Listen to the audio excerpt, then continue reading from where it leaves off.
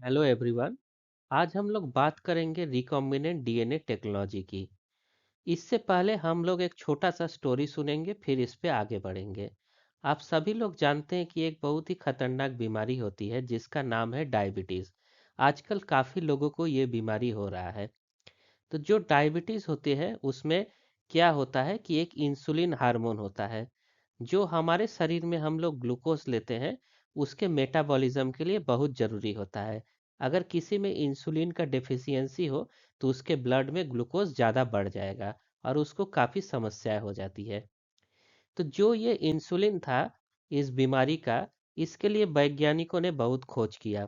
तो सबसे पहले ये इंसुलिन सूअर होते हैं, पिग्स होते हैं और कुछ और कैटल्स होते हैं, उनसे निकाले जाते थे। तो इसके लिए बहुत कम मात्रा में मिलता था। इसके लिए हजारों लाखों सूअर का पालन करना पड़ता था और उनसे वो इंसुलिन निकाला जाता था और वही इंसुलिन इंसानों को दिया जाता था, जो काफ़ी कॉस्टली था और उतना प्योर भी नहीं था और काफ़ी उसमें समस्याएं भी आती थी। तो वैज्ञानिकों ने इसका समाधान सोचा और वो समाधान क्या था? Recombinant DNA technology. इसमें एक बैक्टीरिया के अंदर इंसुलिन का जीन डाला गया और उससे क्या हुआ कि बैक्टीरिया के अंदर वो इंसुलिन बनने लगा, जिसको बाद में हमारे ह्यूमन में यूज़ किया जाता है। आज भी जितने लोग इंसुलिन यूज़ कर रहे हैं, वो इंसुलिन किसके अंदर बना है? किसी ना किसी बैक्टीरिया के अंदर बनता है। तो आप सोच सकते हैं, एक बैक्टीरिया जो नॉर्मली हमारी बॉडी के लिए हार्मफुल हो सकता है, वही बैक्टीरिया आज ह्यूमन इंसुलिन फैक्ट्री बन चुका है। ये कोई स्टोरी या कहानी नहीं है, ये है recombinant DNA technology. Recombinant DNA technology एक ऐसी मॉलिक्यूलर टेक्निक है जो किसी एक स्पेसिफिक जीन को, आपके शरीर के या किसी भी ऑर्गेनिज्म के किसी एक स्पेसिफिक जीन को क्या कर सकता है? आइसोलेट कर सकता है। मतलब उस डीएनए से उस खास जीन को हम लोग निकाल सकते हैं। फिर क्या कर सकता है? उसको किसी दूसरे डीएनए से जोड़ सकता है। जोड़ के क्या करेगा? ये किसी दूसरे ऑर्गेनिज्म के अंदर डाल देता है। जैसे अभी इंसुलिन का बात किए, इंसुलिन में क्या होता था कि हमारे शरीर के किसी सेल में जो डीएनए है, हमारा शरीर का एक सेल है जिसके अंदर डीएनए है, उस डीएनए को क्या किया गया? निकाला गया।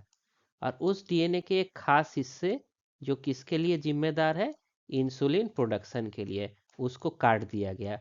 उसको किसी दूसरे डीएनए से जोड़ा गया जो इंसान का नहीं था और उसको कहाँ डाल दिया गया? एक बैक्टीरिया के अंदर डाल दिया गया।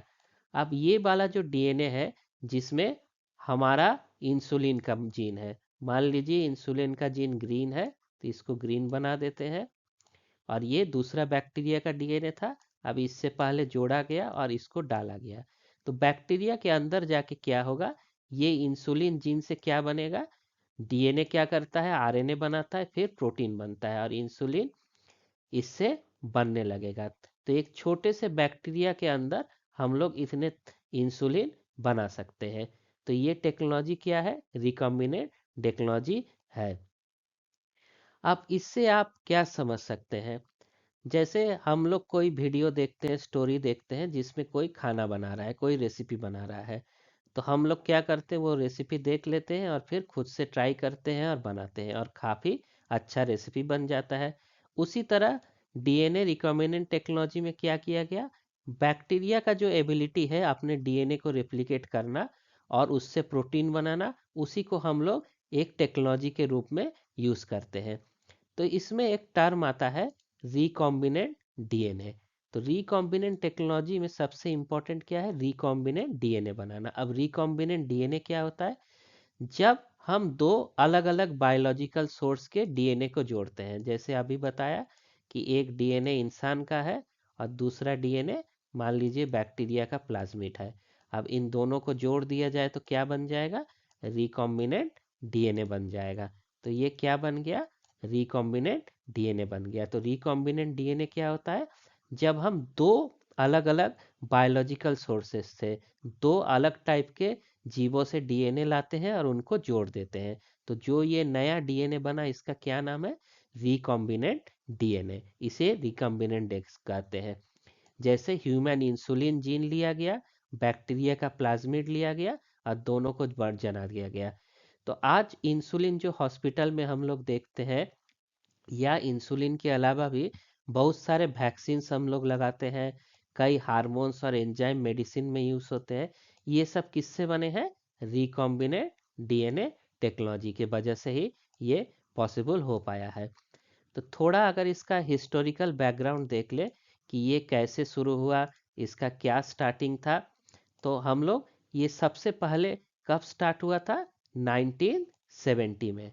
1970 में सबसे पहले रिकॉम्बिनेंट डीएनए मॉलिक्यूल बनाया गया, और जिसको कौन बनाया था? पॉल बर्ग। मतलब ये क्या किए?